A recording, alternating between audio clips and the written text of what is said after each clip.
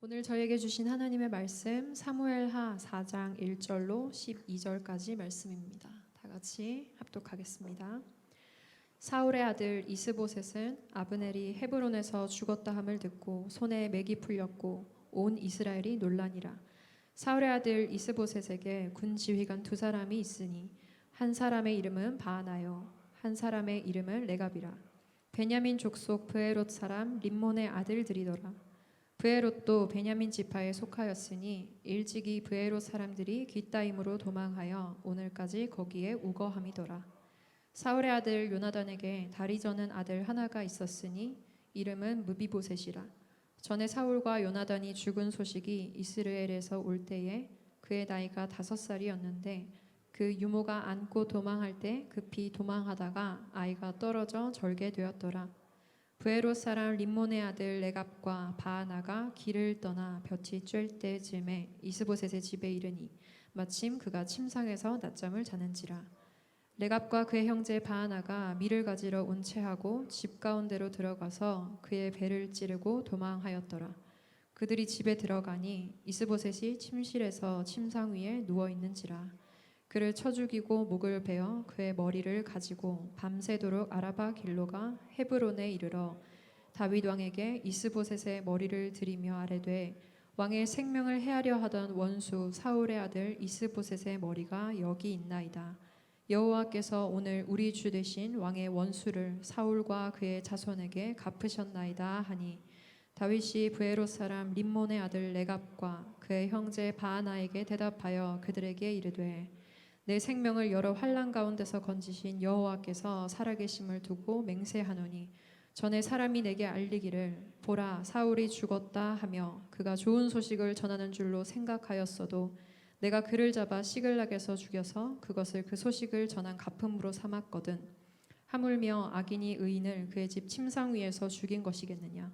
그런즉 내가 악인의 피 흘린 죄를 너희에게 갚아서 너희를 이 땅에서 없이 하지 아니하겠느냐 하고 청년들에게 명령하매 곧 그들을 죽이고 수족을 베어 헤브론 목가에 매달고 이스보셋의 머리를 가져다가 헤브론에서 아브넬의 무덤에 매장하였더라.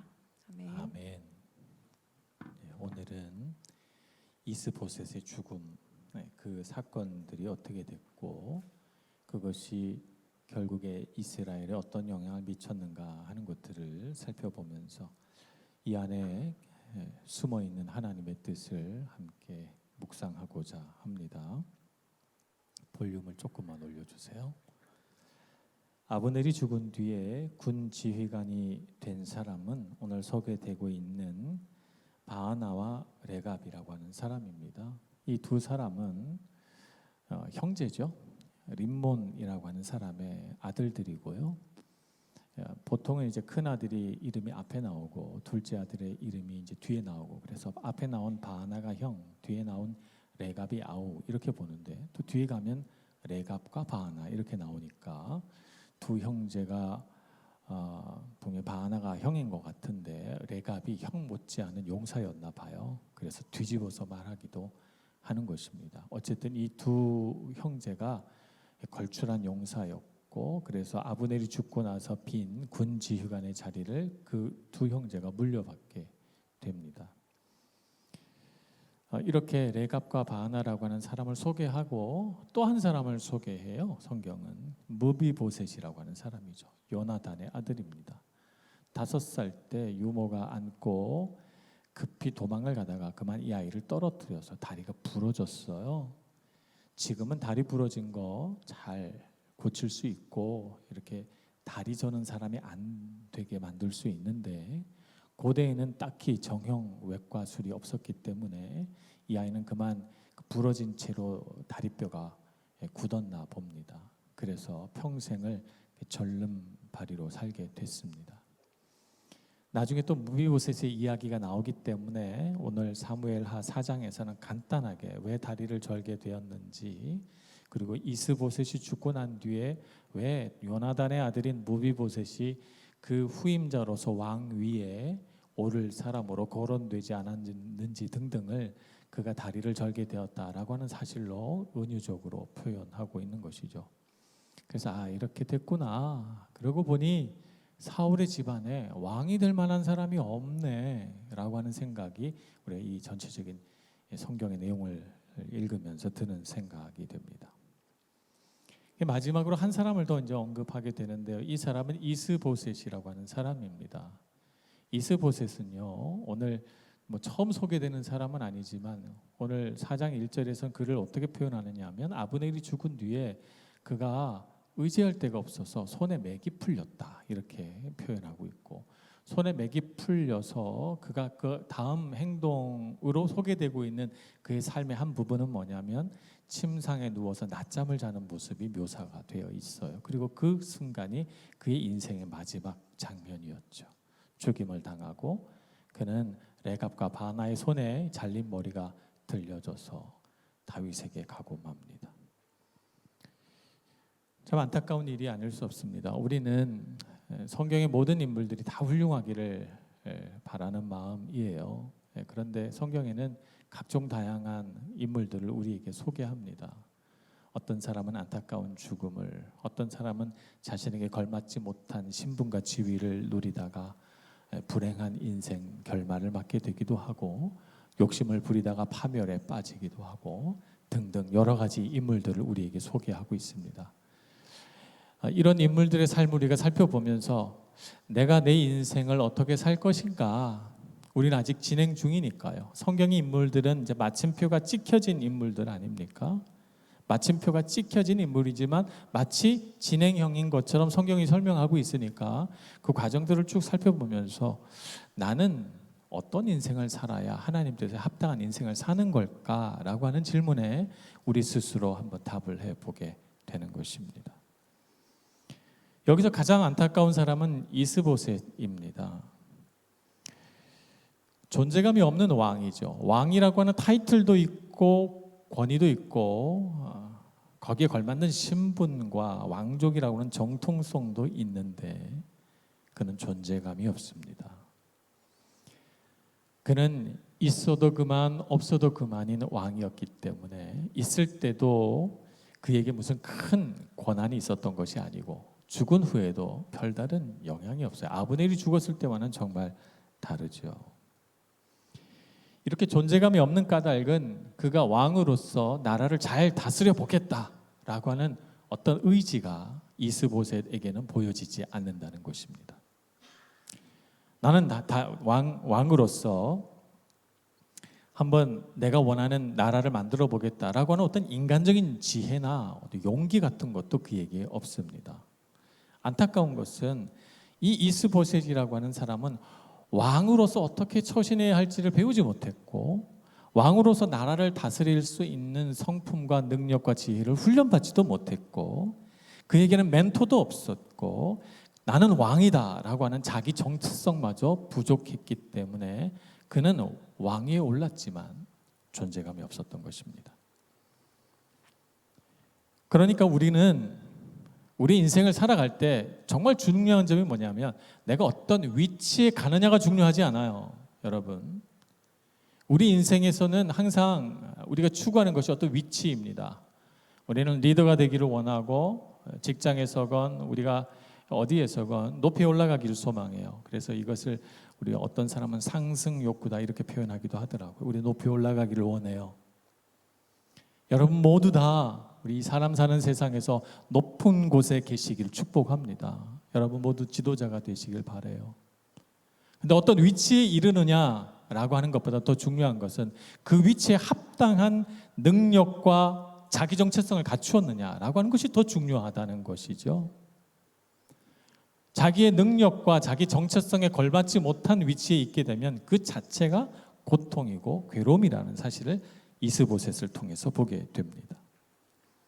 우리는 하나님의 자녀라고 불려집니다. 우리는 우리 스스로를 나는 하나님의 아들이요 하나님의 딸이라고 부릅니다. 그것이 의미하는 바가 무엇입니까? 우리는 어떻게 하나님의 아들과 딸이 되었습니까? 하나님의 아들과 딸로서 우리는 어떤 능력을 가지고 있습니까? 그리고 하나님의 아들과 딸이라고 하는 것은 우리 삶에 어떤 사명을 줍니까? 우리가 분명히 알고 그 이름에 걸맞는 신분과 위치를 차지해야 될 것입니다. 우리가 하나님의 자녀가 된 것은 우리의 노력으로 쟁취한 것이 아니고 예수 그리스도의 십자가 보혈로 은혜로 얻은 것입니다. 그렇기 때문에 우리는 하나님의 자녀, 하나님의 아들, 딸이라고 불려질 만한 자격이 없는데 그리스도의 은혜로 불려지는 것이기 때문에 하나님의 아들이다, 딸이다라고 하는 것은 우리 감사의 제목이 돼야 돼요. 동시에 이것은 내 능력으로 된 것이 아니기 때문에 내가 능력이 없다고 해서 나에게서 그 타이틀을 빼앗아갈 수도 없어요. 내가 만약에 능력으로 쟁취한 것이라면 나에게 그 능력이 상실되는 순간 그 타이틀은 사라질 겁니다. 그러나 내 능력으로 된 것이 아니라 그리스도 예수 영원하신 하나님의 아들의 능력으로 그 타이틀이 주어진 것이기 때문에 아무도 이 타이틀을 뺏어갈 자가 없어요. 하나님의 자녀라고 하는 이 영광스러운 신분을 말입니다. 그래서 그것이 우리에게 은혜입니다. 그래서 우리는 하나님의 아들로서, 하나님의 딸로서 엄청난 능력을 갖게 됐어요. 그것은 뭐냐 하면 하나님이 우리의 아버지가 되어주신다는 것이죠.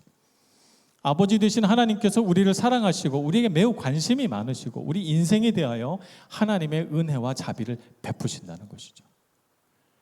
그래서 우리가 이 세상을 살아가면서 아무도 나에게 관심이 없는 것 같고 내 인생은 정말 고독할 뿐이라고 느끼는 그 순간에도 나를 버리지 않는 한 분 계신데 그분이 바로 우리 아버지 되신 하나님이시라는 것이죠. 엄청난 능력입니다.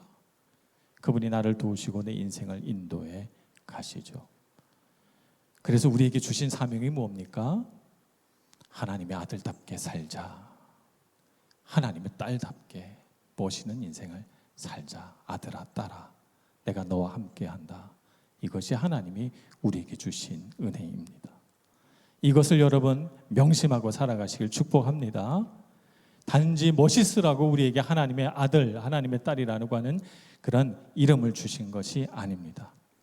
거기에 걸맞는 능력과 사명을 알고 하나님의 자녀답게 살아가는 여러분들 되시길 축복합니다. 이스보셋에게는 이런 것이 부족했어요. 자기 정체성이 없는 거예요. 왜 그 자리에 내가 있는지, 그리고 내가 이 자리에서 무엇을 해야 되는지 몰랐어요. 그래서 존재감이 없었던 것입니다. 그러나 우리는 알고 살아가기 때문에 우리가 있는 자리 어디에서건 우리는 선한 영향력을 발휘하며 살 것입니다. 이 사실을 꼭 명심하시길 바랍니다. 레갑과 바하나는 이렇게 존재감이 없는 왕, 이 왕에게는 소망이 없구나. 이 나라는 가라앉는 배구나. 그렇다면 언젠가 가라앉을 배라면 우리는 빨리 탈출하고 이제 막 떠오르는 태양인 다윗에게 붙어야 되겠다라고 하는 약삭빠른 선택을 하게 됩니다.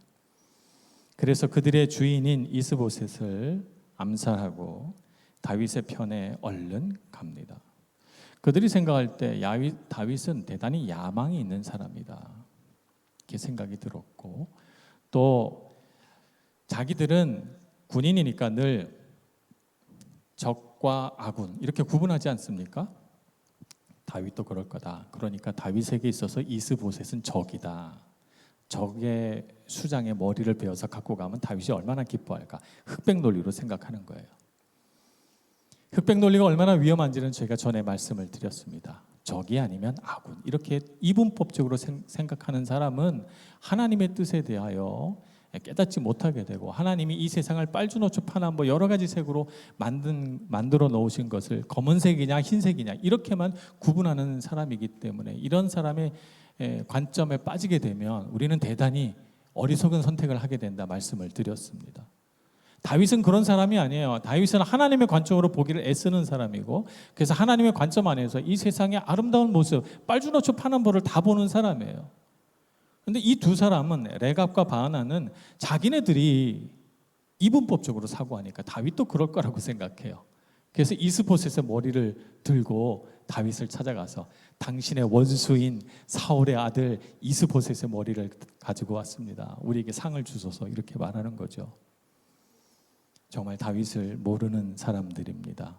왜 이렇게 행동합니까? 사람은 자기가 보고 싶은 것만 봐요. 이 사람이 빠지는 맹점 중에 하나입니다. 자기가 보고 싶은 것만 보는데 자기가 보고 있는 것이 옳다고 생각해요. 이것이 함정이에요. 제가 누누이 여러분께 말씀을 드립니다. 우리 하나님의 사람이 지혜로워질 수 있는 가장 최고의 방법은 하나님의 관점으로 보는 거라고 말씀을 드려요. 자기 관점에 빠지지 말라는 것이죠. 왜냐하면 사람은 자기가 보고 싶은 것만 보니까요. 하나님의 관점이 우리에게 얼마나 필요한지 레갑과 바하나를 보면서 알게 됩니다. 그들은 다윗을 이렇게 생각합니다. 다윗은 권력에 관심이 많기 때문에, 온 나라의 임금이 되기를 원하기 때문에 우리가 하는 일을 좋아할 것이다, 이렇게 생각하지만 실제 다윗은 권력에는 별로 관심이 없고 그는 권력보다는 하나님의 의에 더 관심이 많습니다. 그래서 이 레갑과 바하나를 향해서 이렇게 말하죠. 전에 아말렉 사람이 내게 내가 사울을 죽였어 하고 자랑스럽게 말할 때 그가 어떻게 되었는지 너는 듣지 못했느냐라고 말합니다. 그렇습니다. 이 아말렉 사람을 다윗이 분노하여 처형했고 아브넬의 장례를 성대하게 치렀으며, 다윗은 권력을 쟁취하는 것보다 하나님의 나라 의를 이루는 것을 더 기뻐한다는 사실은 이미 익히 알려진 사실인데, 이 두 장수 레갑과 바하나는 이런 다윗의 삶에 대하여 관심도 없고 이해하지도 못했고 자기가 그러니까 다윗도 그럴 것이라고 지레짐작하여 달려왔던 것입니다. 이것이 그들이 한 최대 실수고 이 실수가 그들을 결국 죽음으로 몰아넣게 됩니다. 여러분, 하나님의 관점으로 보시길 축복합니다. 여러분의 삶 가운데 무엇을 쟁취할 것인가, 그 쟁취할 것에 여러분의 관심을 두지 말고 하나님의 뜻이 어디에 있는가, 하나님 나라 의에 더 많은 관심을 기울이시는 여러분들 되시길 축복합니다. 그래서 우리는 다윗을 주목해 보게 됩니다. 다윗은 왜 이렇게 다른가? 이스보셋과도 다르고 바하나와 레갑과도 다른 다윗의 모습을 보게 되죠. 도대체 다윗에게는 이 다른 사람들과 다른 무언가가 있길래 이렇게 다윗은 다른 인생을 사는가?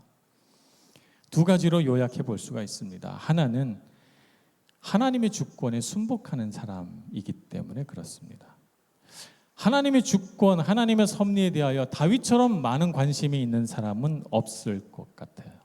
많은 사람들이 내가 원하는 게 뭐냐, 여기에 주목하는데 다윗은 어디에 주목해요? 하나님이 원하시는 게 뭐냐, 여기에 주목합니다. 심지어는 자기 손으로 사울을 죽일 수 있는 그 순간에도 이것이 하나님이 원하시는 것이냐 아니냐를 생각해 봅니다.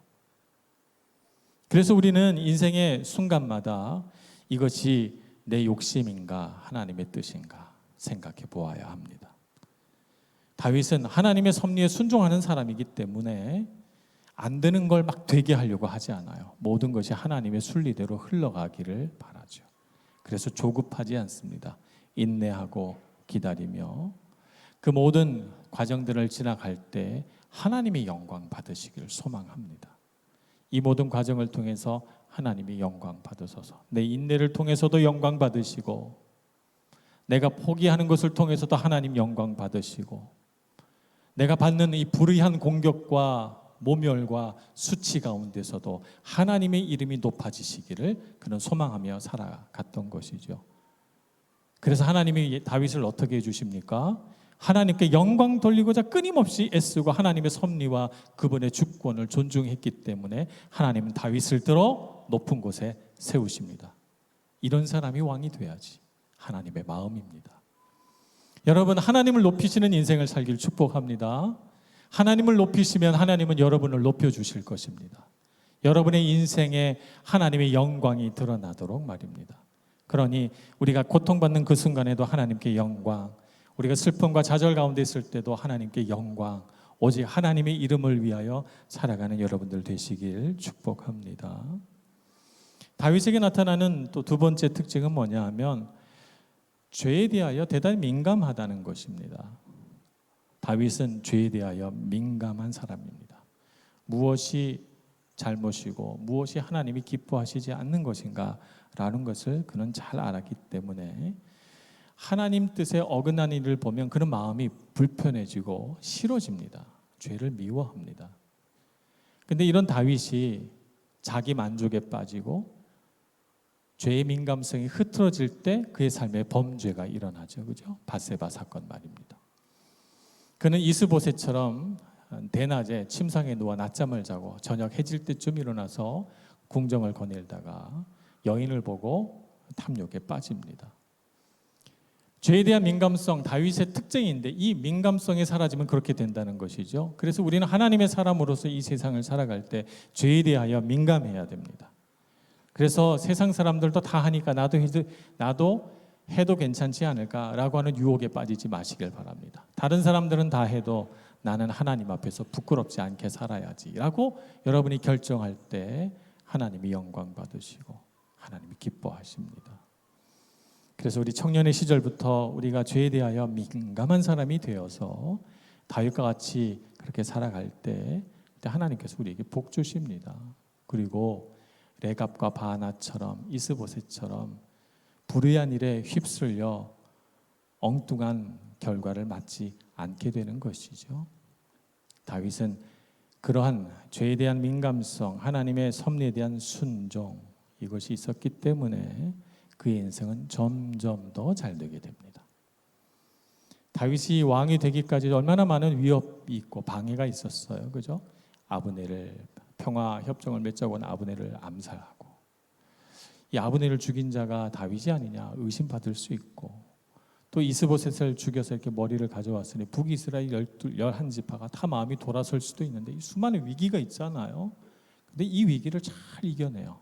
그렇게 한 까닭은 죄에 대하여 민감했기 때문이고 하나님의 주권을 인정했기 때문입니다. 여러분들도 인생의 수많은 위기들을 지혜롭게 하나님 의지에서 잘 이겨내시길 축복합니다. 기도하겠습니다. 자비로우신 하나님, 우리 청년들의 삶 가운데 지혜와 능력 베풀어 주옵소서. 하나님께 부르심 받은 자랑스러운 아들이요 딸인 것을 기억하게 해주시고 우리가 어떤 자리 어떤 위치에 있든지 간에 정말 하나님을 기쁘시게 하고 하나님께 영광 돌리고자 애쓰는 청년들 되게 해 주옵소서. 그래서 우리가 어떤 자리에 있든지 우리가 있는 자리에서 선한 영향력을 발휘하고 정말 하나님이 함께 하신다는 놀라운 고백과 선포를 들을 수 있는 저희들 되게 하여 주옵소서. 예수님의 이름으로 기도합니다. 아멘.